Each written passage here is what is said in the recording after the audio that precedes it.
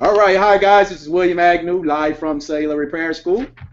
Josh Gray right here, on deck, co-captain right here with you guys. Glad to be back this week. And by popular demand, guess who we brought back? Me! You guys got it.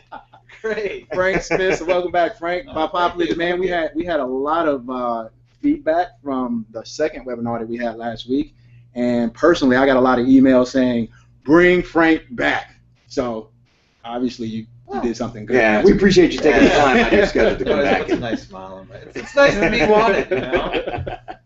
Right. All right. Right. So, go ahead. I'm go sorry, I ahead. didn't mean to cut you off. Go ahead. So for those who don't know me real quick, Yeah. so just Frank from Garavana, one of the co-founders there, and one of the chief officers of operations that pretty much just run the store. Kind of been doing this for 5 years. I got a lot of great advice for people, and if you want to go back and watch, we'll kind of do a small recap of what we talked about, and kind of just give you some more good information for you guys.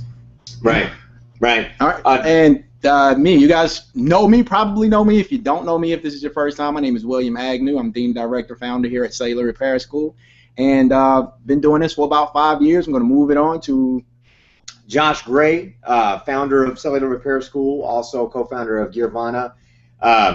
In case you guys haven't tuned in the last couple of shows, basically the experience that you have in the room here, I mean, we're kind of some of the first guys to really start this industry, and we pride ourselves, me in particular and William, we really pride ourselves on creating education and content that can really empower you guys on a business level to get out there, be successful, and change the direction of your lives. So exactly. that's us in a nutshell.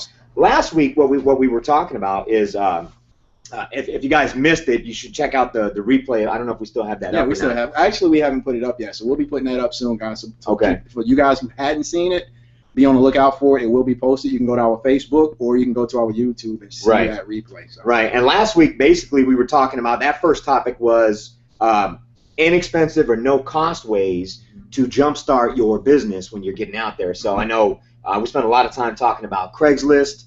We spent a lot of time talking about Yelp. And then obviously networking and things like that. So just a ton of value that we were giving to you last week. So in this series, this week, so this is part 3 of the series, right? We have one more next week. Yes. And in this week, what are we talking about specifically today? So in this week, we're going to talk about how to get started or get what you call your feet wet, right? Dip your toes into the cell phone repair business. Right. And we got a few things we want to talk about too. So what I'm going to do is I'm going to go ahead and switch to our presentation so you guys can follow along with us and we can run down some of the topics that we're going to be discussing. So let me do a screen share right here. And when you guys can see this, just say yes. If you have problems, let me know. Okay. So we've done our introduction. You guys know me, Josh, and Frank, and we recapped last week. So again, this week's purpose and overview is how to start your business, how to get your feet in the water, so to say, and how to find good techs for your business, which is always an issue and something we're always talking about. How can you find good technicians for this industry? Because there's a lot of challenges in doing that. Skill level, you know, just there's no farm, like I like to say, there's no farm for technicians right now. It's really nowhere to go find. Yeah, I mean, for the most part, you have to create your own. So we're going to be talking about that exactly, today. Exactly. So let's go ahead and talk about some of the today's agenda. So the first thing we're going to do is how to start dipping your toes into the cell phone repair business. And then we're going to get into the next question. Is it just iPhones or just screen repairs? What are some of the best things to fix when you're starting out in this business? Right. And also, what services do you need to implement in your business? And a lot of that depends on what type of, how you're starting, right? Whether you're an existing business or whether you're starting from scratch. And then we're going to move on to should you hire technicians? And if you are hiring technicians or if you're going to hire technicians, when is the right time to hire technicians, okay? And then we're also going to talk about tonight, how do we set pricing? We get that question all the time. Right. All the time. How do I set pricing? So we're going to be talking about that. And then to the final and last thing is, what should you look for, guys, for when you're looking for a part supplier? What should you look for in a good part supplier? All right, what are some of the characteristics? And we're going to be talking about that because obviously we do that a lot. Right. And we have a lot of good information and a lot of good knowledge that we can share with you guys around how to find and, you know, the pros and cons and some of the pros and cons to all the different suppliers that are available. You know, whether it's, and we'll talk about that, but whether that's, you know, U.S. based or wherever your location is, or whether you're importing from overseas, which is another really popular thing. So I got a lot of experience for this. Right. To talk about that, guys. Actually, I'm going to put a couple of suppliers on blast when we talk about right. This. Oh, I like putting people on blast sometimes. That's sure. fun. That's fun. I like dealing with the phone calls. Alrighty. So you guys ready to go? Let's do it, man. So let's start with the first one. Let's go ahead and get into it. And if you guys have questions, just go ahead and get your questions ready. Again, we're going to be doing Q&A at the end like we always do. Yeah. So we'll be here as long as you guys need to answer those questions. But to go ahead and get started, how to start dipping your toes into the cell phone repair industry. So which one of you guys want to start with that one? Well, realistically, I think it's we'll just kind of bounce the conversation back and forth, because this is something that we get all the time from all of our students.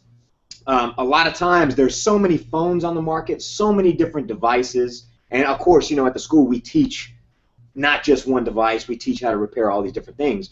So it's an overwhelming experience for a lot of students when they're first getting into the business. What do I start in? Should I just do iPhone repair, or should I just start trying to repair everything that I can? Right. So my philosophy is always start small, but grow big with real heavy intentions. Exactly. What I have to say is, when we started in the repair business, we took it all, man. Right. You know, and the thought behind that was because at the time, cell phone repair really didn't exist. So in fact, we were a cell phone repair shop with really no cell phone repair customers. I think the philosophy is let's see how many things we can break before we can fix it. So we'll just take in whatever we can. It's kind of a joke, guys, but there was times where, you know, the lack of training, and that's why the school exists, because we've seen absolutely a problem inside the community that there really absolutely was no training. So at least you have the ability to buy training from Cellular Repair School and do that. But when Josh and I first started in the business, what happened is we didn't know how to take, literally, we didn't know how to take batteries off. The battery cover off the phone sometimes. Right. We actually had to go in the back. And what we kind of did and was like, you know what, let's just do it all. And we'll figure it out from there. And even if a phone takes us 1 to 2 hours, or even sometimes it took us all day, but now it's a little bit easier. I don't recommend that. Right, and that's exactly what I was going to say. You know, for us, you know, starting in the business a long time ago, it made sense to try to repair as much as we can. I still think it does today. But when you're starting in the business, start with the small, easy things, because it can be overwhelming technically. And understand, because when you're starting a business, and that's what we have to understand. I'm assuming not everybody on here is entrepreneurs. There's some technicians, right? Absolutely. But most of the people that are always, you know, kind of tuning in for our webinars, they're business owners. When you're starting a business, there's so much more than just the technical part of what you're doing. There's so much more than taking the screws out, right? It's doing the accounting, it's doing the customer service, the marketing, the inventory, all of that stuff. You know, your retail location if you have one. Right. You know, just managing every aspect of the business is really overwhelming. So if you have too many streams when you're first starting up, it could be too much. Let me ask you, Josh, do you think, you know, because obviously everybody's not successful, right? Right. Everybody's not successful, and that's just the nature of the beast. Do you think, because we always say 80-20, right? It's 80% business, 20% technical. Right. Technical is very important. We always say that. Yeah, it's the foundation. It's the foundation. How much is it really difficult? Give us an idea of how difficult the business side is in terms of, because when you say you have to learn all of these things, and it sounds like a lot of things. I mean, inventory, customer service, ordering parts, you know, managing employees, hiring employees. That sounds like a lot of stuff. It is, and it can be. You know it can be, and you know, like I always harp systems. It's always about creating systems. Mm-hmm. But kind of going back to how difficult that can be. Right. I forgot what the statistic is. Maybe you can help me out. But it's like 50% of businesses go out of business, or is it 90%? It's 90%. Yeah, 90% go out of business in the first year. Right. And the 50% of that 10% that's left that makes it goes out within the second year. So I mean, it's a tremendous fallout rate. Right. And unfortunately, we see it with our students as well. You know, a lot of times people fail, and it's not because that they don't have the technical know-how. Right. But you know, it takes years to master what it takes to do in a business. So. But let me say this though, guys, is because it really depends on where you're at in your business. So you're not always. You should always worry about accounting, but sometimes it's not a priority. You're not always hiring because you are the complete staff. Depending on how you're running. Right. Yeah, exactly. Depending on how you're running. And yeah. it depends. And a lot of the people that I actually talk to and things like that are starting with small businesses. Now, if you're an individual that has 40 AT&T stores and are looking to bring it on, yeah, your cycle where you're at in your business is going to be completely different than an individual who's just getting started. They're not worried about the same thing. So you really have to identify what cycle you are in your business, and then you have to identify each individual issues for what a priority is. Right. So I would say, and in the industry, we like to use levels. Right. There's level 1, certifications, level 2 certifications, level 3 certifications. And for those of you who aren't aware of what the real difference is, I'm not going to spend too much time on that right now. Right. But realistically, level 1, it's just going to be anything that requires real basic disassembly of the device. So screen repairs are going to be under level 1. Right. Anything that requires basic diagnostic, to be able to take it apart, reassemble it, swaptronics, we like to call it, that's going to be level 1 stuff.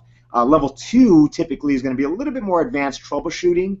So back on level 1, that's understanding topologies, network, fundamentals, all that sort of stuff. Right. Level 2 now, you're going to start getting into some basic soldering, hand soldering, liquid damage repairs, things of that nature. And then the more advanced stuff is going to be your level 3, which is very difficult board level repairs, very difficult diagnostics. That takes a lot more effort.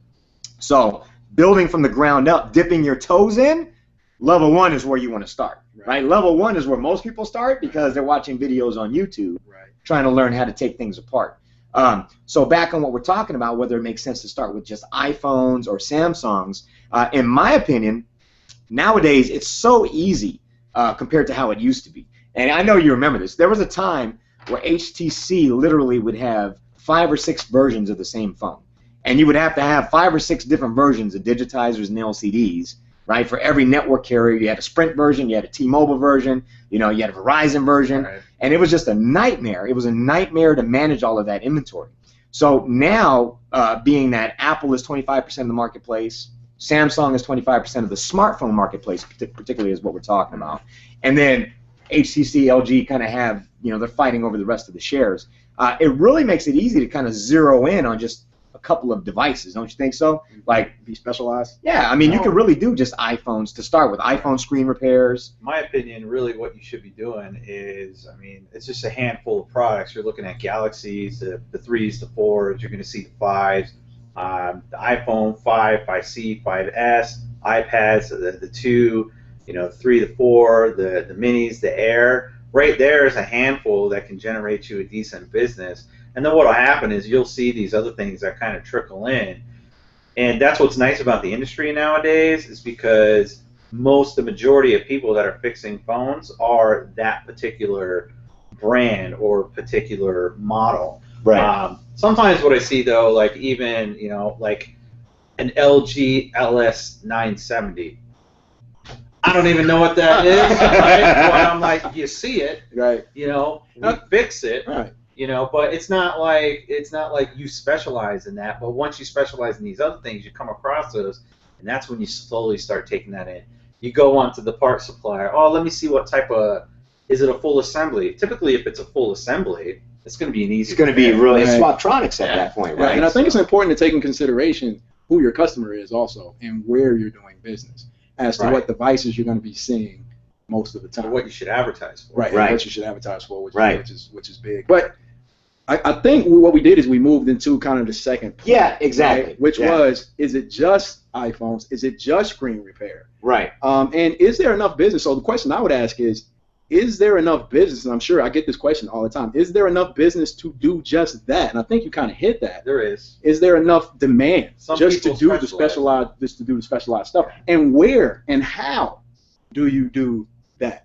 And when I speak of where, is it, malls? I actually talked to Tom. Shout out to Tom today, and Tom was saying, he's looking to do a kiosk in the mall. Right. Right. And we all know malls have a certain type of customer. Right. So what makes sense? If you're doing a kiosk in the mall, what makes sense? I have a personal friend and a former student of ours that does a kiosk model, and pretty much that's what he specializes in. But here's what his business model is. It's not just fixing phones, so you have to take a look at, well, am I going to just be doing the original OEM LCDs and things like that. It's typically not. It's more about his business model. It's more about, and to kind of transform into this, it's more about accessorizing. Mm-hmm. Ready? Mm-hmm. Color conversions, swapping out the case, putting lights in it, doing all these things. People come in and their screen isn't even broken, but they want that mirrored finish, the gold, and they want some lights, and they want some different things on it. They just want it blinged out. Right. And that's really his business. It's not really, it's cell phone repair, but it's more about accessories. It's customizing the devices, and there's a huge market for that. I'm going to play devil's advocate a little bit, though, because... You always do. Right, and that's my job, right? That's my job. So the difficult part, I would say, guys, is what I would like to say is when you start in the business, don't be, or let me say it this way, be device and manufacturer agnostic. So don't come into the business focusing on fixing iPhones or fixing Samsungs. Right. Come into the business understanding how to do level 1 repairs, right? Because then you have a larger spectrum of things that you could do that are all very similar. There's not a big difference between doing a screen swap on a Samsung and an iPhone, right? I mean, it's really, really similar. So it's understanding the mechanics of that, understanding the right ways to do things is going to make all the difference, right? So I see so many people get stuck in, I have to do iPhone repairs. In fact, I mean, there's a lot of companies out there that are only doing iPhone repairs. And God forbid, you know, Apple really throw the hammer down on people, right? And all eggs in one basket. Yeah, and if something happens where it's impossible to get Apple parts, or you know, just something happens with Apple in particular, what are those individuals going to do to survive? That's it for them, right? And if you pigeonhole the name of your company like iFixation or Fix Phones or something that's not to put anybody on blast. They got you out there, right? But there's a lot of guys out there that have names like that. Sure, guys and that's the thing. But it's our job though to kind of point these things out that before you get too far into the rabbit hole, you may want to consider that you might be pitching yourself, because we always tend to talk. I mean, this is cellular repair school, and we always tend to talk about cell phones and things like that. Right. But we always got to consider tablets. That's right. And another thing too is, you know, something that I do with my business is gaming consoles. You know, these are things that you guys iPods, that you might want to add to the menu of services just to bring on more revenue. Because when you do specialize, you limit your revenue streams just to that one particular either device or manufacturer or brand or whatnot. That's right. So that's why I think it's so important to take it back to focus. I've seen a couple of chats so far talking about people feeling overwhelmed, like, you know, they're hearing all of this focus. I need to understand chip level repairs, you know, and yada yada yada. And I think that's important in the transition of your career. But it's not something you have to be like focused on in your business initially. It's an evolution. You'll get there. Exactly. But if you have the understanding of coming in, focusing on, let me understand everything about disassembling and repairing and troubleshooting and diagnosing every possible device that's similar on the market. So like Frank was saying, between different tablet models, between iPhones and Samsungs and LGs and HTCs and even Blackberries and all these different things, you're going to open the markets up for yourself so you can repair more. Now, the next evolution of that is setting yourself apart from your competition, right? After you've been doing that for some time, depending on how you want to build your business, the next evolution should be to start learning how to do things that are more difficult. And that's one of the things we love to teach about, the more advanced stuff, because it makes sense. We have a lot of students who come for a crash course, like a 5-day crash course, and they don't even implement any of the advanced strategies for over a year in their business, right? But then what happens is their business evolves over time, and they start to see opportunity in working what we were talking about last week, turning your enemies into, you know, money streams for you. So one thing we talked about, and I really want to talk about this too, guys, is we talked about different models, and Frank mentioned like business, not models of phone, but business models, like you know, starting from home or different cycles. Mobile, So one thing we have here, one of the topics is implementation. So let's talk to the guys a little bit who already have an existing business, right? Those those activation stores, those guys who are looking to implement this into their business. What are some of the challenges those guys might have? And what should those guys be looking at starting with, and what should they be doing in terms of repair? And my first opinion on that, and really it's something that I've came across over the years helping other activation stores put this into their business. Number one is training. I mean, that's the no-brainer. You need the training. Right. Yeah, and you also need to understand what the cell phone business is. You need to understand level 1, level 2, and level 3. Now, what a lot of people get caught up on, and the big mistake, and it kind of goes along the lines of what Josh says, people are like, I got to know advanced repairs. Well, you need to master level 1 repairs and level 2 repairs before you even do advanced repairs. So a lot of times people are like advanced repair, when you need level 1 training, level 2 training, and get that down and run that successfully, and then let your business evolve, and then get into the advanced repairs. And to piggyback on that, what we see a lot of times is we have guys who will be in class who have 3 or 4 locations already, activation stores. That is. Oh, that makes it even that much more difficult. And a lot of times what they want to do is they want to ramp every store at the same time, which is going to be, it's like you said, it's going to be difficult. Big mistake. It's the big mistake. So what they should be doing is, getting it down, getting it right, doing one store, one location at a time. You need a prototype store. You need to roll it out with one store. You need to train up a staff that's going to be around because you will have turnover. So you got to figure those out, and you have to get your strategy down before you implement it out to your other businesses. Because realistically, what happens is that trying to put that out to let's say your 3 or 4 locations could put such a strain on your business. It could cause your activations to fail because now all your energy is going towards this cell phone repair. And if you're not doing the cell phone repair correctly, you'd be getting a bad name on cell phone repair, which affects your activation. Absolutely. So it's a real slippery slope. It is. So you have to do one thing at a time.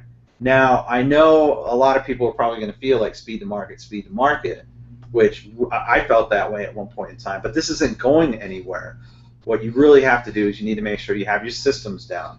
You have to implement things correctly. You make sure you have a system. You need to know how to handle a customer. You got to know your craft as well. You got to know your craft. And I don't know if this is the right analogy, but to me it's analogous of saying, oh, I want to learn how to lay paint so beautifully on a car, but I don't understand how to make the body straight. What's the point of painting the car if I got rust holes on it? Like understanding level 1, that's the foundation of everything we do in this business. You have to be good at taking things apart in order to do the advanced things to be able to put it back together and make it work.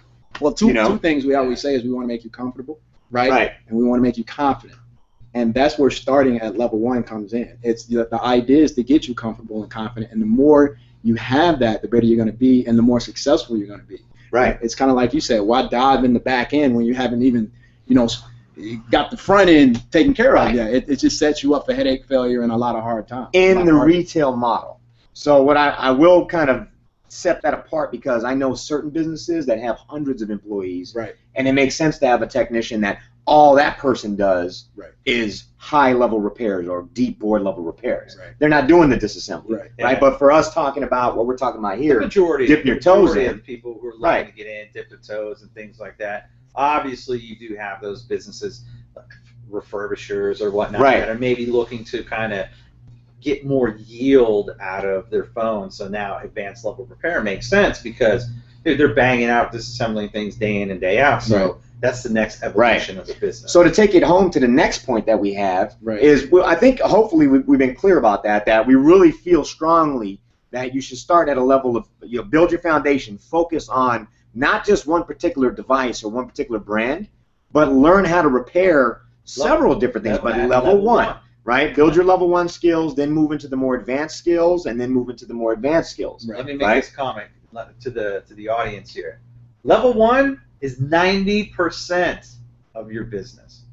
It's true. 90%. Well, again, depending on what your business is. And I'm giving a blanket statement because the majority of our viewers and things like that, correct me if I'm wrong, but a lot of people are looking to dip their toe. If you're dipping your toes in, 90% of your business. Yeah, it's screen repairs right now. Screen repairs. What it is, screen repairs. And it makes sense. I mean, screen repairs, it's glass. Right. So you're walking around with a glass in your hand all day. The chances of you breaking it, it's extremely obviously higher than any other problem you're going to have with your phone. So right. That makes sense. So I wanted to take it to the next point, is to give them some kind of jewels on how to start implementing it. Right. So let's say you've got some confidence now. You've done a little bit. You've practiced, or even if you don't feel 100% confident in your skills yet, you got to start implementing, right? We don't want to see paralysis analysis, right? So you need to start moving into it. So let's give them some tips on how to get out there and start implementing this in real life. It's very easy.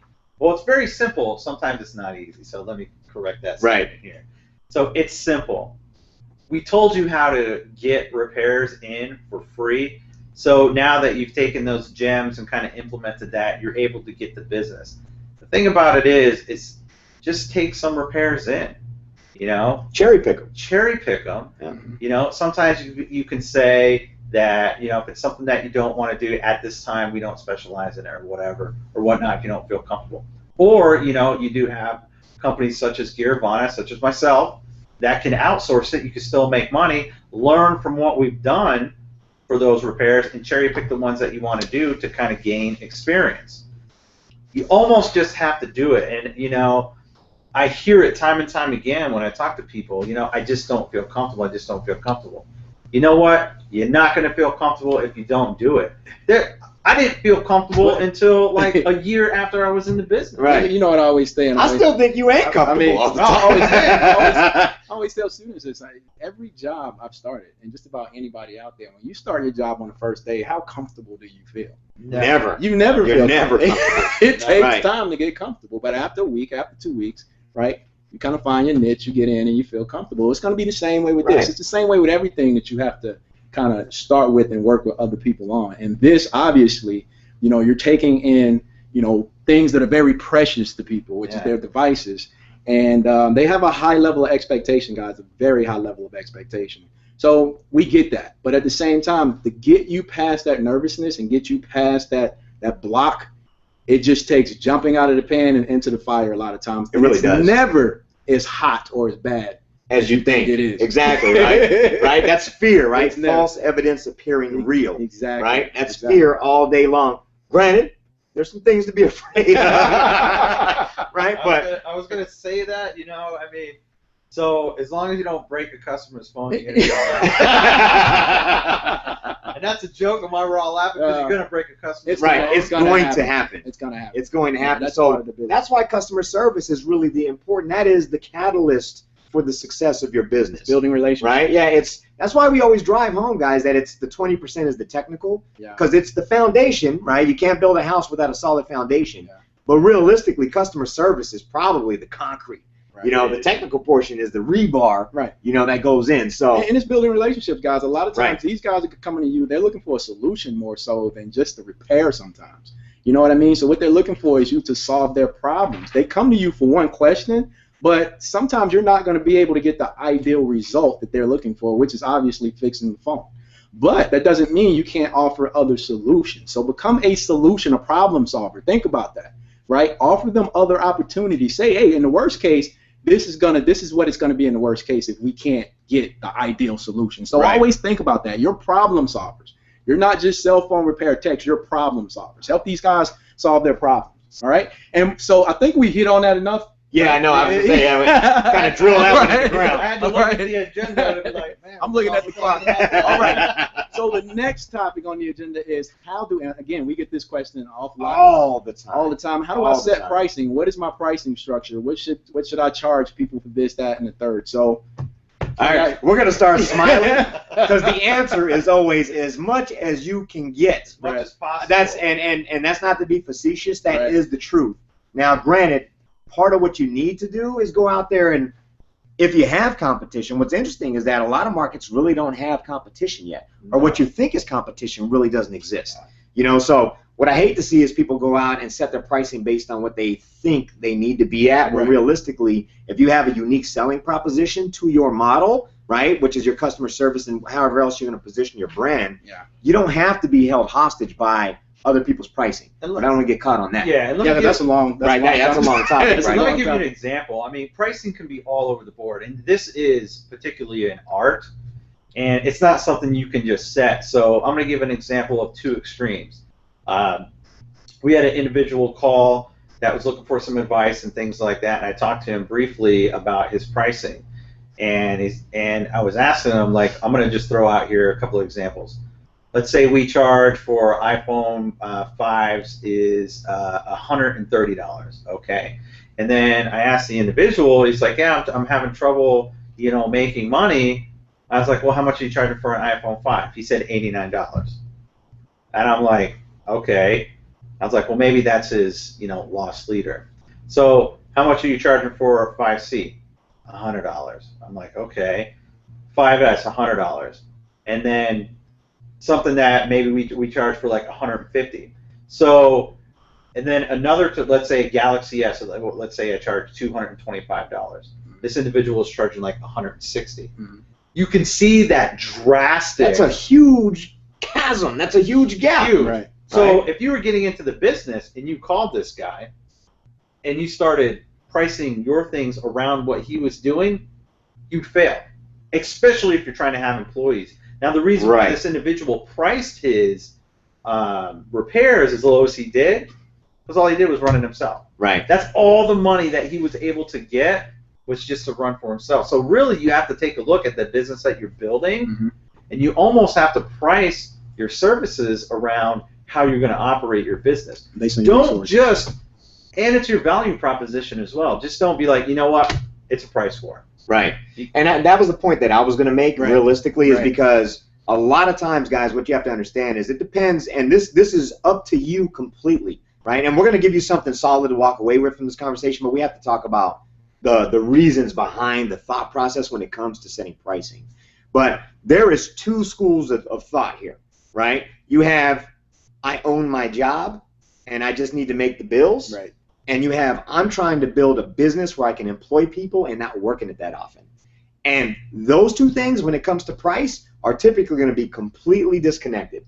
Because if I'm the only one I have to pay, I'm going to go in and I'm going to try to chop everybody on prices because I want to get the business, as much business as I can get. Right. Right? It's volume. Right. But when you're building a business like we do and what we try to teach and recommend to do, which is building something that you work in for a while but that you're able to scale and replace yourself, you have to have enough margin in your business to allow labor and overhead expenses, the things that are the lifeblood, the chassis and the engine of your business. If you don't have that in your margins or your pricing, you will fail really rapidly. And the type of customer that you will attract, if you are always the lowest price and that's what you go after, you're going to go after the customer. That's all they care about is low price. And those customers don't want to pay for anything. They want everything for nothing. So, I mean, you've got to take a look at the demographic as well and who your customer is. That's right. So, pricing can set the tone of your business, what type of customer you're dealing with, and how profitable you are. And sometimes people think, well, I'm going to do low and get more volume, but that's not necessarily true because there's a point of what they call point of diminishing return. Mm-hmm. If you go too low, you're still not going to get that return if you were going to do like one repair at X amount. So you have to take into account that even if you're priced low and you want to do volume, you can only do so much volume at that price. By yourself. Right? And then what happens, it's been a little more consistent now, but a lot of times what we see what happens is prices can fluctuate on your supplies, on your actual cost of goods sold. Right? So what happens is now you're chasing a channel up and down. Right? So if the price of your parts goes up, now you have to drive the price of your repairs up. Right? If it goes down, a lot of people drive the price of their repairs down. So there's a natural ebb and flow in this business that usually when new devices come on the market, the prices come in high. We like to see you set a margin above what that cost price is, right? And then as the price drops, your pricing does not drop quite as aggressively. You keep yours high so you can make more margin for as long as you can get it, which empowers you, exactly, it empowers you to make more profit so you can keep the cycle going with the next device. and the next device. And even when prices drop, I mean, you really don't have to drop your retail price for. I mean, for me in particular, I really don't change my pricing all that much. Hardly ever, unless I see some sort of catastrophic decline in repairs. Then I'm like, oh, it might be time to change my pricing. Right. I've seen a very... Well, yeah, like if you're seeing the iPhone 4S drop off all of a sudden. Right. It's like, yeah, maybe you will see, though, too, and it's one of those things, you will see when the iPhone 5 or whatever, eventually it's going to drop off no matter what. But that doesn't still mean, that doesn't still, you know, that doesn't advocate we need to drop prices. That's right. Because it's just older. Yeah. That's all it is. Right. And you probably wouldn't do any more or any less, but you dropped your price. Right. So what are some of the nothing. signals? So that's one signal. What are some more signals that people should look for when adjusting prices or look to adjust prices? It can be hard. Like take for instance if, iPhone 5s just came out and maybe they're a month or two old and there's no replacement. Mm-hmm. See, that's an indicator where there's no replacement out there, like an iPhone 6 or whatnot, and you're starting to see a little bit of a decline. Usually that's because you have to adjust on price because either eventually your competition will affect you in some sort of manner, right, a little bit, but that doesn't mean you have to do a drastic cut. Right. It could be like a 10% or whatnot, and by that time you've made so much margin. Exactly. And the prices came down so much, even if you drop your price, you're still probably looking at a 70% profit margin, and your cost of goods still 30%. And that's what I'm going to just throw it out there right now since we're talking about it. Typically, it kind of fluctuates. You're looking anywhere from 30 to 35%, depending on what your pricing is cost of goods. Right. So you're looking at about 65 to 70% gross profit. Right. And just to clarify for you, if you guys aren't clear on what that means, that just means that if the part costs you $30, you should be charging at least $100 on that repair. Now, there are some models where it's almost impossible to do that. Some of the Samsungs, when they're new, they could be a little tough to price that way because a $150 part, you're not going to be able to charge $400 or $450 or whatever, on that repair. And if it's like a $2 charging port, right, it's going to be like a $49.95 repair. Right, yeah, exactly. Yeah, you want way more. Way over, right. So it's one of those things that it's a general rule of thumb, like over the course of the years, I would say about 5 years worth of data. That's what I've seen overall. That does not mean every repair has a 70% profit margin. Some are way high, some are just a little bit low, So it's overall over the course of a month or two or a year. Or so to kind of give you something solid to walk away with, and again, what I want you guys to do is to do your due diligence in the marketplace and figure out as you're building your business or you're revamping your business and you're looking at what you're doing, take this just as a measuring stick. But what we see in the industry from all the students and from the businesses that we operate is that you typically want to make anywhere from $30 to $50 an hour. And I think that's a pretty good range depending on what your business looks like. Sometimes you should charge significantly more than that, right? What we also recommend is not to price your repair separately from the labor. This is not the car repair business, right, where you're charging people for the labor, because a lot of times the labor is really quick. You're under 30 minutes. Right. So you would have to charge a significant amount if you're pricing your labor at $40. Right. Like the example that we're talking about earlier, if you're charging $150 for, let's say, an S4 glass replacement, right, that's something that if you built your business based on how we were talking about before, that's something you could do in under 30 minutes. So your part's $20 on that one on a glass-only repair. Obviously, you're making significantly more than $40 an hour. But as a rule of thumb for very labor-intensive things or for your service fees, when you're charging for your time, if you have beyond economical rate repairs, you want to make sure you're in that $30 to $50 channel. Just as a rule of thumb, but remember what that means.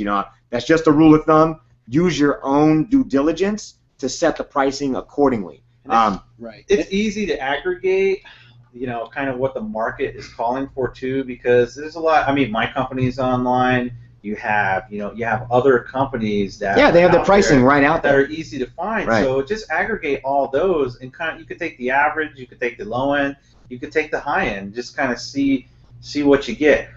What you don't want to do is don't take offense to anybody out there if you're currently doing this, but do not just say, all I want to do is make $40 a repair and plus the part.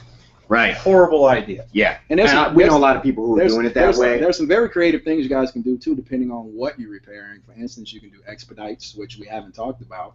So if the repair is very quick, very easy, you can always offer expedite fees. So that's an extra $10, $15 to bump your customer up in the queue.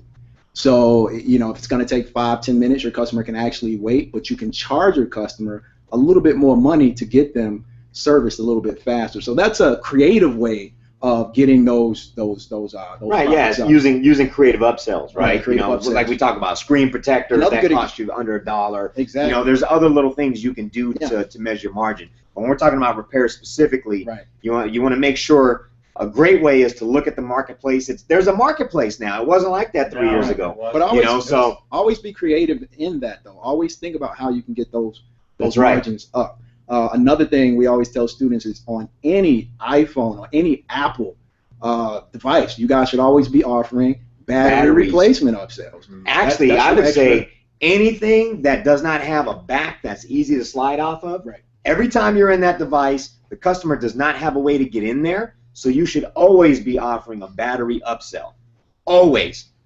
And just remind the customer, this is why. Right, it's very difficult to get into this phone unless you have these specialized tools. Don't get into that bull crap where people say it's a high capacity when really it's just a replacement. Because there's websites out there saying it's a high capacity or whatever, and it's garbage. It's a regular battery. So tell them what it is. Tell them the real reason why. Yeah, don't mislead. And be honest. And another nice little gem I want to kind of put out there too is kind of for Apple products in general is be below pricing what the Apple Care is most of the time.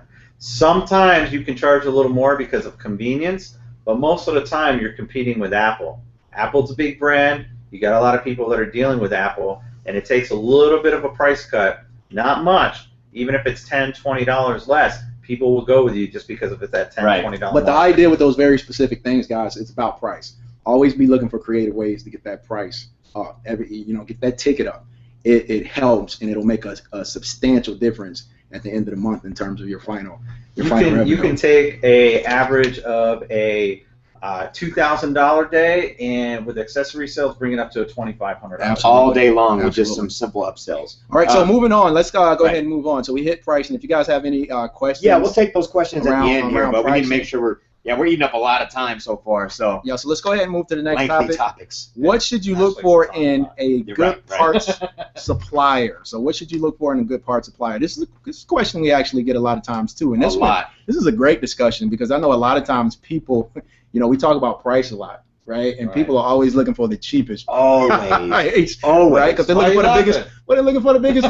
Looking for the biggest margin, and it makes sense. I mean, it makes sense, but at the end of the day, it's not necessarily the best decision to make in terms of who you're going to use as a supplier. Sometimes it could be the worst decision, and I fell victim to that because just searching for price, you truly do, and I use this for my retail customers as well, but you truly do get what you pay for. Absolutely. Absolutely. So I'm gonna throw out there, everybody's all, I'm gonna go to China, outsource from China. Everything comes from China. Everything. So whether you're buying from someone in the States or whatnot, what that does is you want to put a level of a barrier in between that China, unless you're buying volume. Well, and I was going to get into that, so I don't want to step on your toes on this topic, but I want to point out, because I literally had 2 conversations with students last week about this exact topic, right? And what's happening is a lot of people are getting burned. Right, I ordered stuff from China. I had like 60% of my stuff didn't work. Garbage. Right, I couldn't send it back. Couldn't get my money back. So that is the problem with China. And like Frank said, what you have to understand is everybody is getting these things from the same factories. There's only a handful of factories that remanufacture all this stuff out there. Right. And it's all coming out of Shenzhen. Right. But the difference between Joe's repair shop and let's say maybe E-Tech Parts is E-Tech Parts is probably buying millions of dollars worth of tools or parts, where Joe's is only buying $5,000-$10,000 a month. Right. So what happens when you're dealing with that supplier, you're going to fall very low on their list. If you're the squeaky wheel that needs some oil, unfortunately you ain't got a loud enough squeak, right? compared to the multi-million guys. And they don't care. They're like, you know what, you probably ain't even gonna order what we need. You know what, let's take us 10 grand because we're gonna profit more off that 10 grand. We sold them a bunch of garbage anyways. Right. And that happens. It happens all the time. All the time. So I really hate to hear that. You know, and in the industry, it's just like anything else, guys. Of course, there's a wide range of things you could buy. You could buy things on the low end that are really cheap, high copies and things like that. Grade A. Right. Yeah. There's several different grades that maybe we'll get into that in another webinar as far as how to look at your parts. And traditionally, wholesalers aren't retailers. Their customer service isn't up to snuff. Exactly. You know what I mean? So it's not like they're asking you a couple of questions. How much? When do you need it? I got some other stuff. And the level of customer service is the level of spending. Right, exactly. It's true. Period. Exactly. It's true. Exactly. Yeah, it's the same thing. Even with home-based suppliers, whether in the U.S. or in the U.K. or wherever you're at, it's a very similar sort of thing. But there are a handful of really good suppliers out there. Right. You know, so definitely one thing I would say that you want to look for support. Right. It's the same thing we tell people to look for when you're choosing a school. Right. Not everything is the same, whether it's education. Now, parts is a little bit different because everybody's getting it from the same places. But really, the level of difference is going to be the support. You know, if you contact them and it's easy to get a hold of them, they're answering your questions, even if I would say ask some off-the-wall questions, you know, about maybe some installation questions, just to see how they are with you. You know, if they're really trying to rush you off the phone, it's showing you that they really don't have time for that. Right? So you really need to know, you need to be a savvy buyer working with that particular parts company. And you want to make sure, really what makes a good supplier is you want to make sure that their return policy is easy. Right. Because you're going to have returns. And get used to buying parts that are faulty. Yeah, that is this business. It's kind of the nature of the business, It's the nature of the beast, so you want to deal with somebody that it's quick and easy. I deal with some suppliers every now and then, and I'm actually starting to veer away from it. I've been dealing with this one supplier for a long time. I'm not going to mention the name or the website, skystartradegounlock.com. but they were really good in the beginning. You know, and what happened is everybody's trying to cut margins and buy cheaper parts, so the fallout rate's been higher. I've actually sent parts back saying that, oh, you installed. I got it looking used, saying that I installed it, and they wouldn't give me my money back. Right. As a company. And I'm talking about thousands of dollars each month. So it gets to the point where, you know what? I may have to transition away from these guys. I developed a relationship with them. You know, I have good terms. And if you guys are out there listening, here's my gripe. I've been trying to tell you time and time again. The quality control is an issue. There's other companies that's all they focus on is quality control. Their parts are a little bit more expensive, but it's worth it because what it does is your supplier is going to be the direct conduit on how your business operates in the customer's eyes, and how the customer is going to feel. Because if you say, I'll have that part tomorrow, and you order it, and you get it and it's garbage, don't worry, I'm going to send it back. Or your supplier says, I'll have it there, and it doesn't come. Right. Here's the thing that happens. Because then you're like, oh, well, my supplier said I would have it today, but I don't. The customer is going to say, oh, whatever, man, you're just blowing a line of smoke. And I think it's important that we are clear that it's not as bad as it sounds, because we're making it sound really bad. Right. Well, the only reason is we just want to say, I know what to look out for, but it's still not as difficult as we're making it sound. You just have to find the right suppliers. Exactly. It's not as difficult. Yeah. If you choose the wrong suppliers, it's way worse than what we're making it sound right now. Exactly. Right. So it does really come down to that. And again, what I would always tell everyone is do not base your supplier choice on the price.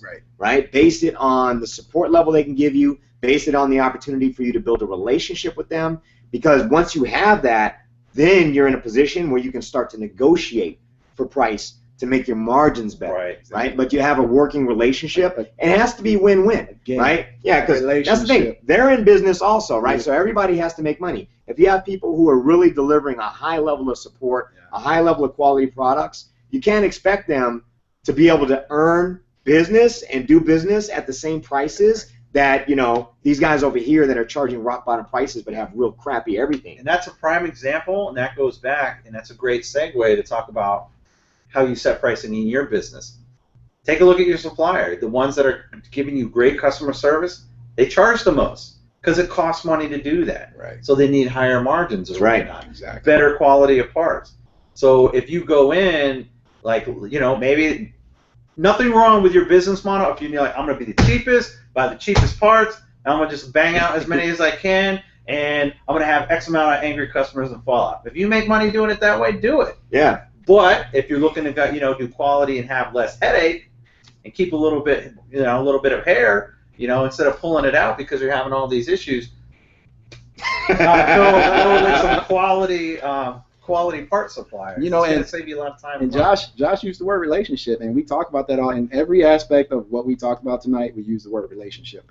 Whether we were talking about customers, we talked about building relationships. Our vendors, important to build relationships, and this is a great segue into the next thing. Your employees, it's important to build relationships. So our next topic is: should you hire technicians?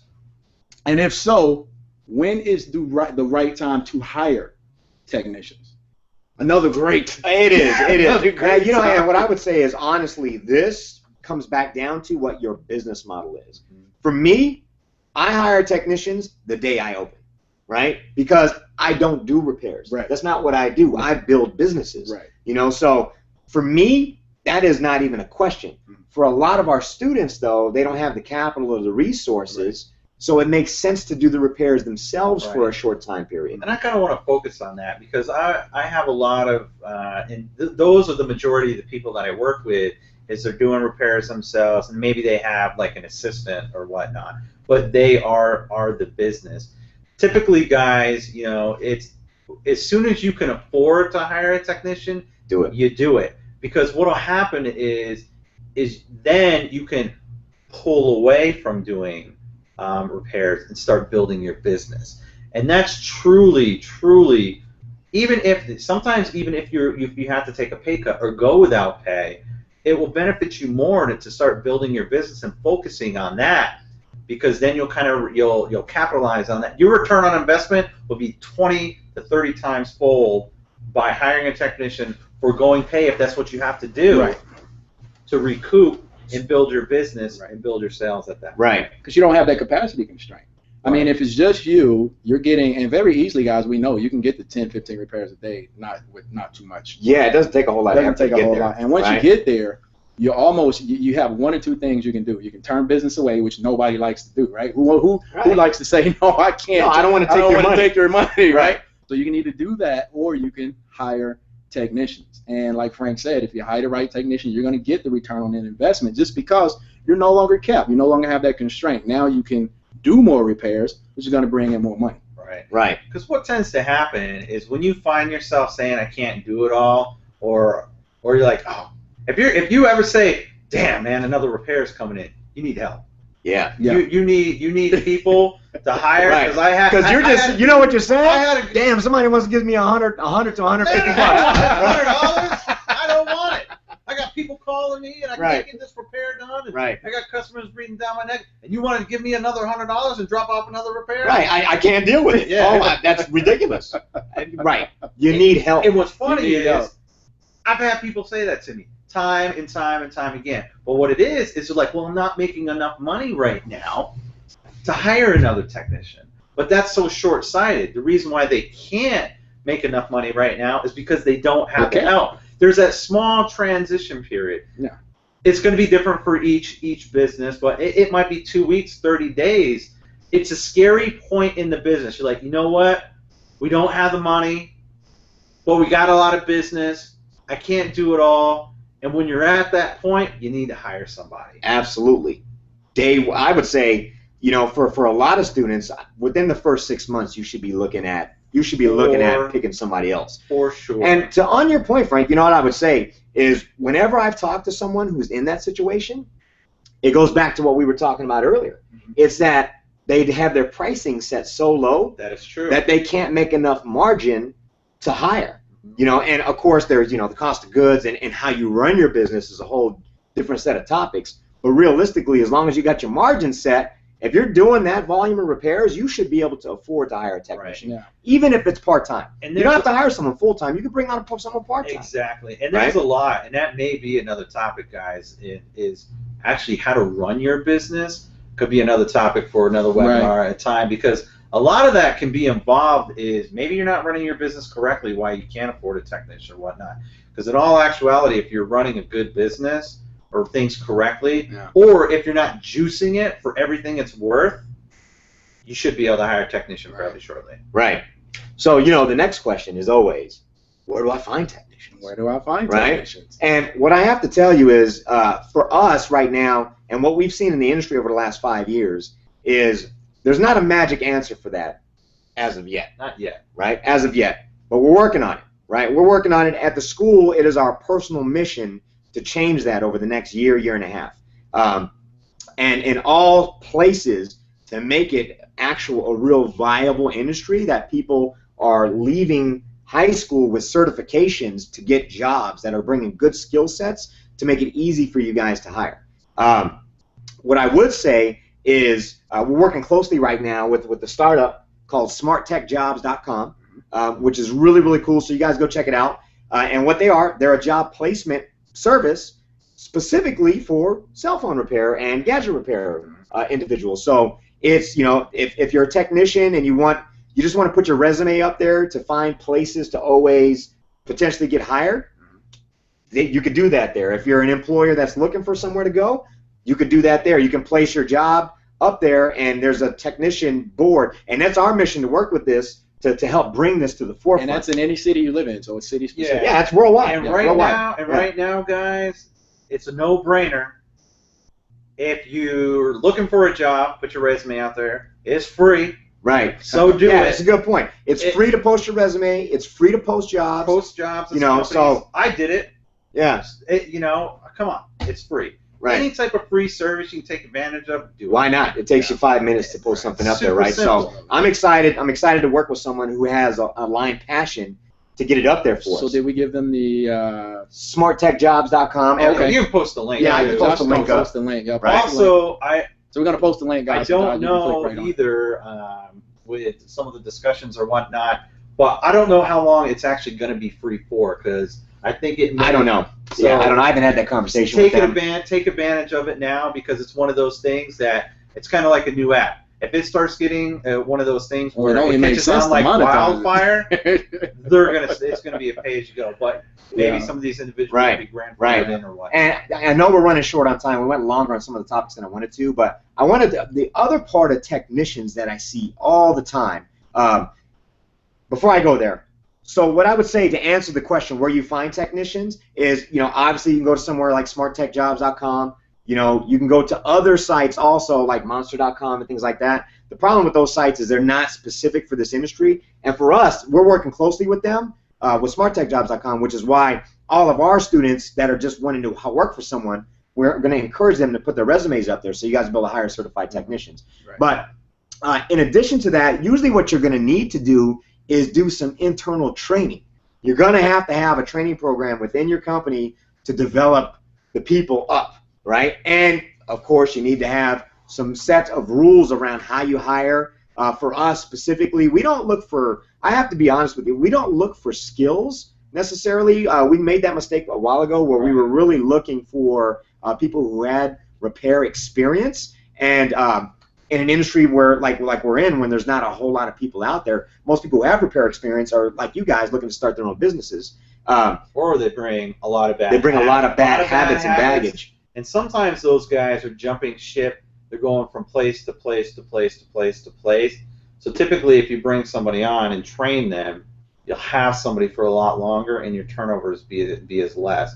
Got to be careful. You get lucky when you find a good one, and it's very tough. You got to be very careful when it comes to hiring people that worked at other places. Right. So I want to touch on this point, though, is how can people not be held hostage by their technicians? Like, how often do we hear that? We hear it all the time. Like literally, I have this conversation probably 2 times a day with different students that have graduated and are successful in their businesses. As what happens is now they have 1 or 2 technicians in their business that have a ton of knowledge and experience, and all of a sudden they're kind of blackmailing them or holding them hostage to get things in return because they know that. They don't, the owner doesn't do the repairs anymore, so you need to pay me more, otherwise I'm leaving you with 40 repairs on the shelf. Right. And nobody to do them. So just kind of give them customers. some tips around how can someone avoid being in that situation. Well, there's a couple things that you can do, and really it's how you structure your business. If you have like one technician and wrong answer and like 2 customer service reps, okay, now you're really putting yourself in a bad place. You want to kind of have a well-rounded staff. Even if you need to have like a management put in place, you need to have like maybe an advanced technician and maybe, let's say, a mediocre or a beginning level technician. Now, even if the advanced technicians left, like I said, I used the 90%. 90% of your repairs are going to get done anyways, because the only thing that advanced technician did that knew a little bit more was just soldering, which was maybe only 10%. So yes, your company may take a 10% hit, but it's better than completely going under and bankrupt. So don't hire friends. So if you got a couple of guys on and they're friends and buddies, hey, I got a buddy that wants to come in there, don't do it. Make sure that each technician is individually separate from themselves. They may build rapport within the workplace, but do not hire people that know everybody. I had an individual that what they did is they rallied up and said, you know what, we're going to start our own business. We're going to leave this guy high and dry. Boss walked in one day, store wasn't even open. What's going on? Yeah, they jumped ship. So put a good manager in place. He has to know how to do repairs. As the business owner, you don't necessarily need to know how to do repairs. I would say you don't have to do the repairs, but I think you should still know. You have, like, I still know how to do repairs. I still know how to troubleshoot.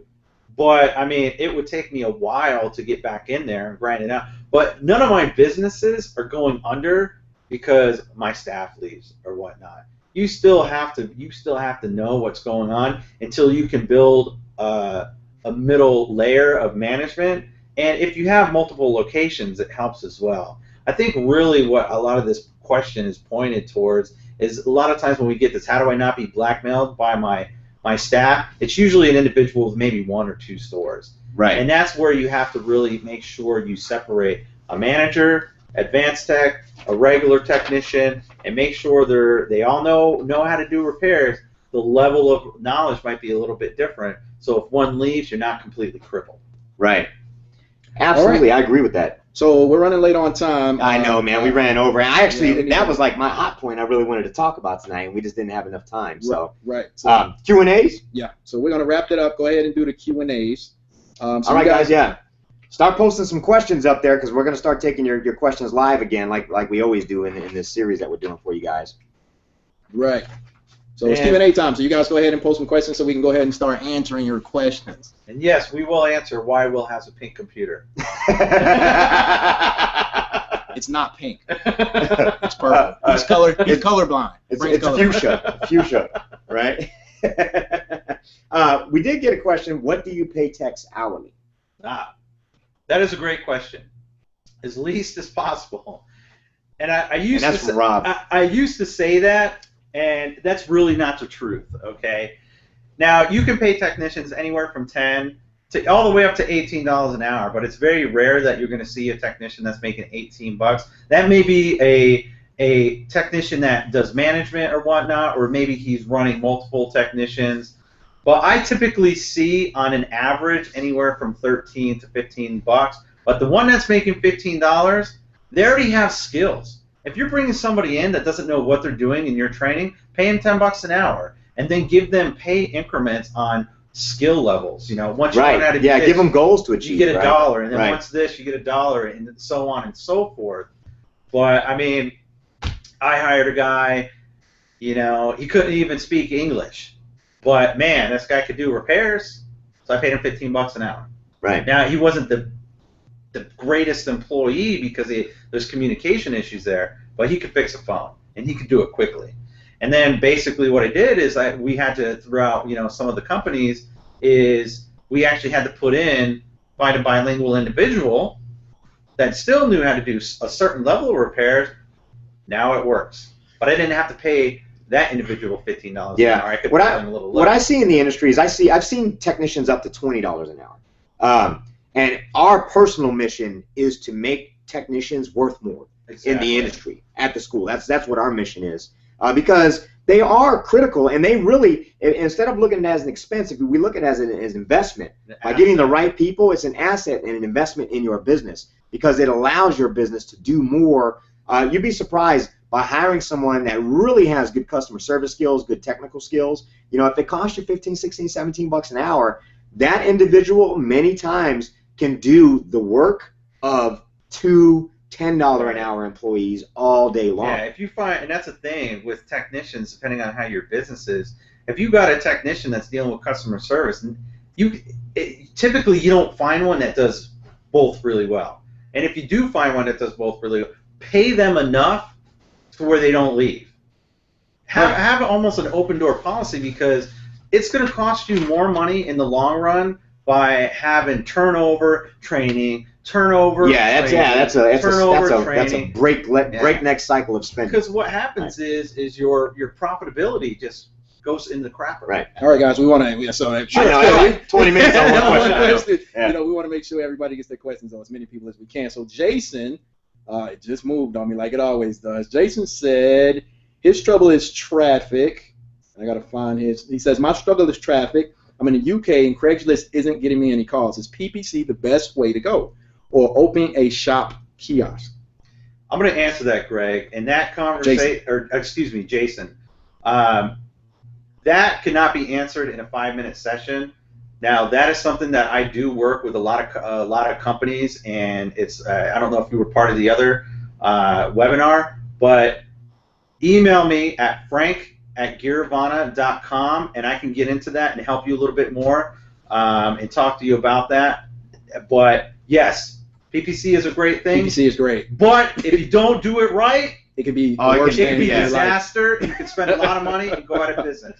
So again, contact me, frank@gearvana.com. Give me your contact information, and then we can talk. And then there's some services if you're willing to kind of commit to. I can help you with that. Yeah, and what I would say, just to kind of piggyback on that, is a lot of people try to look at their location as the only means of advertising or the main means of advertising. It's really not. It really isn't. And in particular, when we set up our locations, we did it specifically, put them in crappy locations. I got the worst location ever.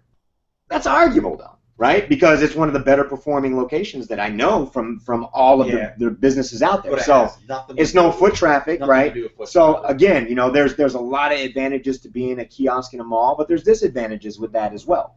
You know, the malls, it's becoming a very, very competitive place. You're going to be going up against companies like Cellular that are going to really restrict you on what you can do, what you can sell. So it limits you on some things. But again, you know, you get tons and tons of foot traffic that demands super fast repairs. And the expenses are so much higher, your profitability is going to be lower sometimes. Sometimes, right. All right, next question. So Steve P says, is it better to pay technicians hourly or by the job? Stevie P, what I would tell you is it really depends, and I always hate giving answers like that. Yeah. But it really does. Again, it depends on your business model. We know some people who do a hybrid. Some people pay a base rate of, let's say, $7-8 an hour, and then they do a commission on top of that to incentivize them to actually give some performance. I like hourly. Yeah.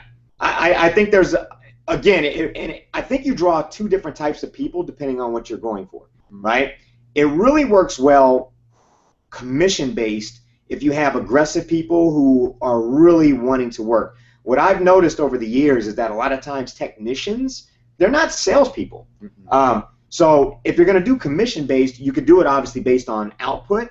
But then again, guess what happens? You start to incentivize them for taking the easy repairs. Because if me and Frank are both doing repairs and I'm making maybe $3 in addition to my base on what I'm doing, cherry picking repairs. Right, I'm going to start going after every repair that I can get done in under 20 minutes. Yeah, I'm doing an iPhone 4 backlash. Right, all day long, right? Or iPhone 5s because they're super fast. Super quick. Right? So what happens then is you start to incentivize negatively your technicians to do repairs that still could be done, that your customers need done, but they don't want to do it because it might take them an hour. You know what?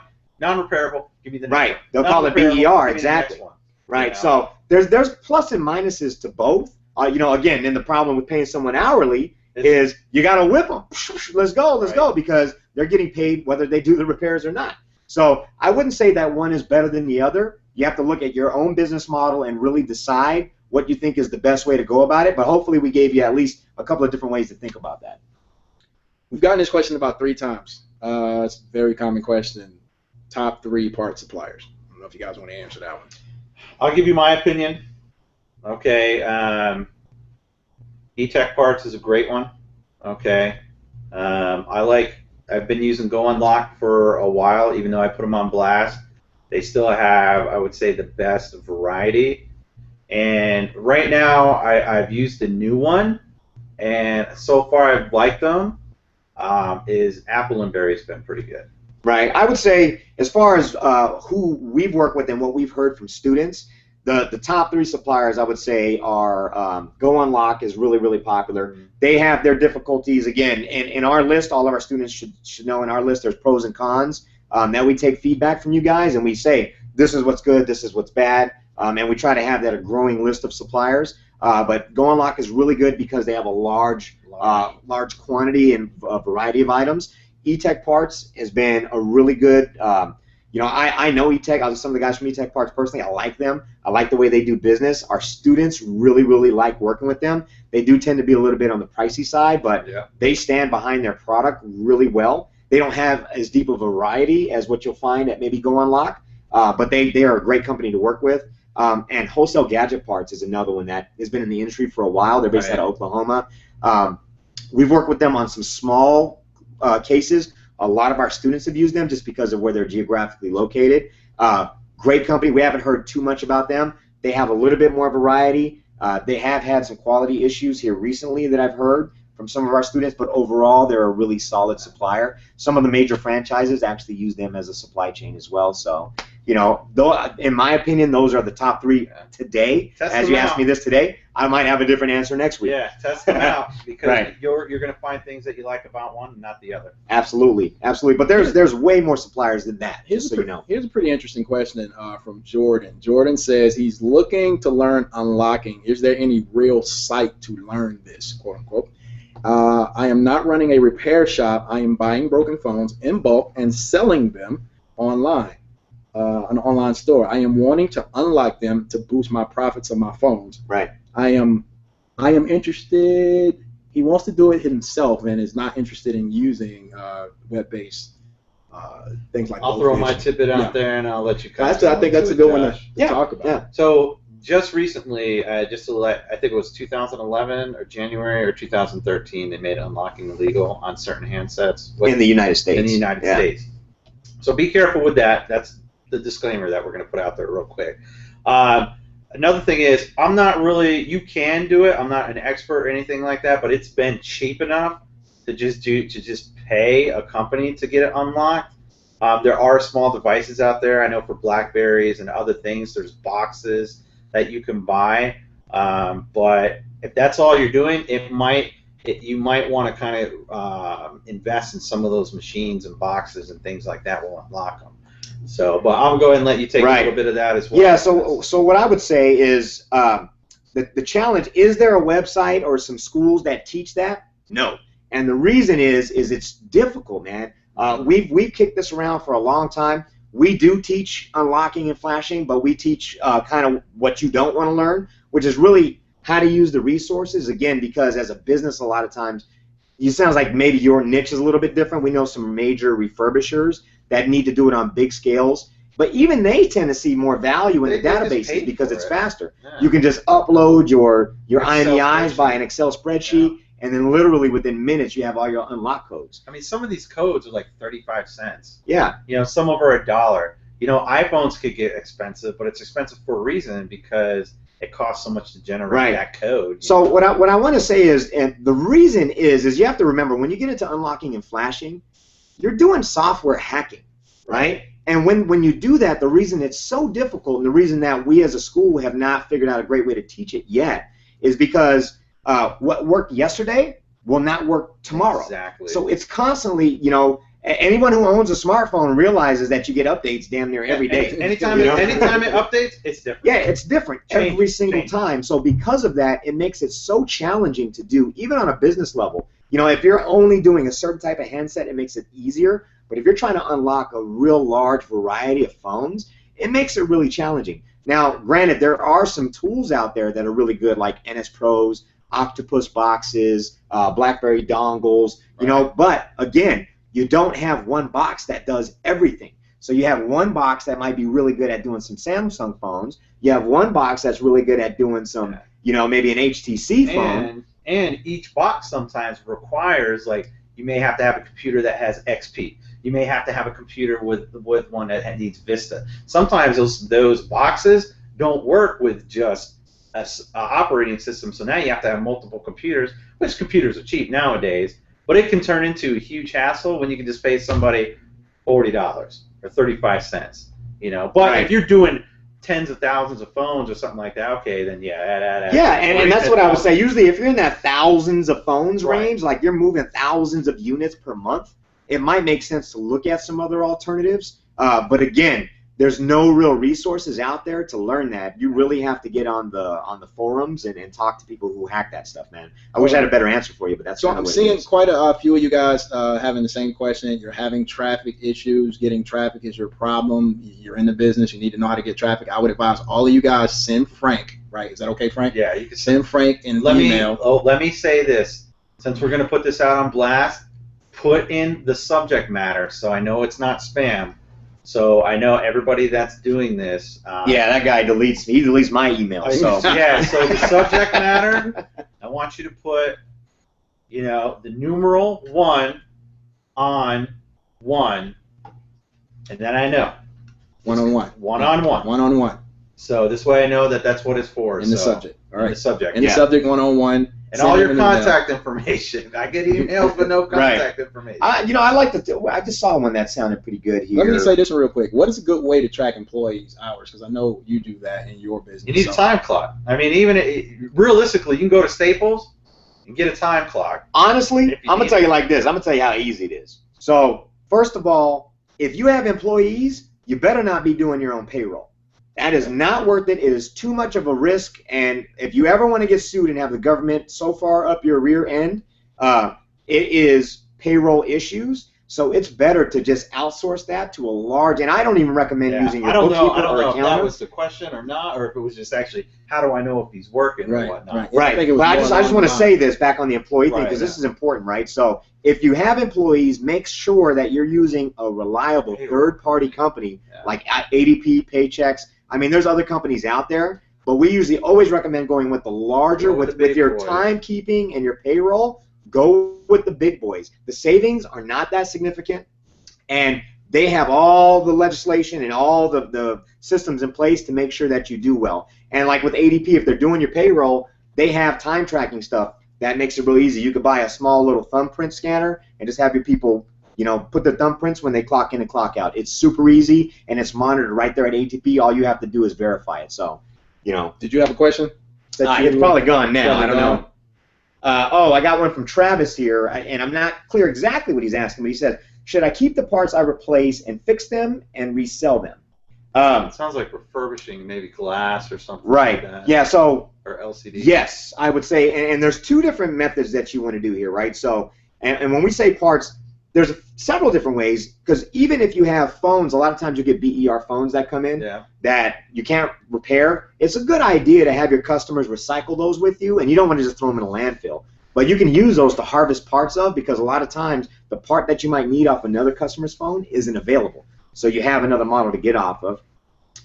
Part two is digitizer assemblies, digitizer LCD assemblies. Yeah, man, you want to be doing, if you can get it, you want to be doing some sort of glass replacements on, you know, your Samsungs, your iPhones, because it lets you make so much more margin. If the LCDs are good, definitely figure out a way to start doing some lens replacements. And if you can't, there's an alternative. There's an alternative to find companies like re-lcd.com, largest parts buyer or broken parts buyer in the United States of America right now, and they pay really, really aggressive rates. So all your broken LCDs are still worth money. So definitely save them up, package them.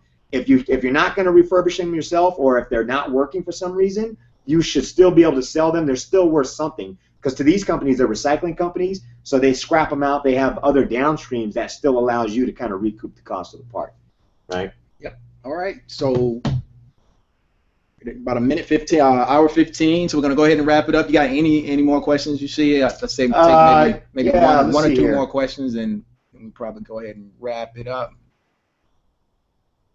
I think we got most of them actually. That's not really. What was the name of the book again by Michael Gerber, please? Ray says use Goldtech, phone expert here in the UK. Yeah, Goldtech is great, man. I know Andrew and Amit really well, and they're great guys, man. Goldtech is a good supplier for the UK, so it's not really a question, just a comment.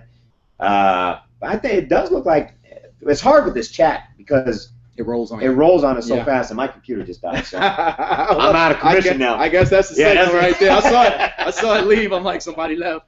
Yeah, that's it. All right, guys. So guys, we had a good time. Any last words you guys want to add, Frank? We appreciate you being here again. Yeah, what I would say is, again, for employees, if you're looking for a job or you're looking to hire employees, go to smarttechjobs.com. Use the free services to post it. Let's support each other in this space and get that out there to help us find a place to find jobs and to find employees easily. Exactly. Hopefully you guys got some value out of the stuff we talked about tonight. And you employees, if you want to work, then post your resumes. Absolutely, and it's always a great place. Yeah. Exactly, you can keep your resume up there, kind of keep your foot in the water, and always see if there's an opportunity out there. So, as far as the topics we talked about today, hopefully you guys got some value. We try to give you what we can within this hour, and we actually went over again tonight. Oh, we always because these topics are much, much more in depth than what we can cover in these short webinar series. Right. So hopefully you guys got some value.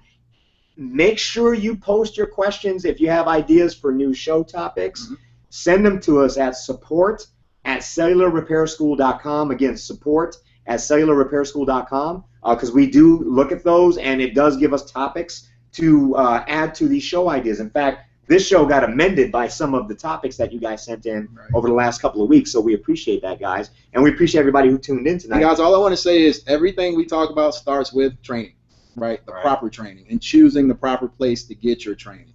So don't forget, we offer training, and I will say, not being biased, we are the best trainers in the business. There's no bias there. No, I mean, that's the truth. We are the best trainers. I kind of want to add to that is what Will and Josh do really well. I've been working with these guys for a long time, but I think they forget to say, hey, what these guys are actually here for. They want to provide value to the community and things like that. But the first step is, you got to have the training. Exactly. To do this first. We talk about the business, we talk about the advance and things of that nature.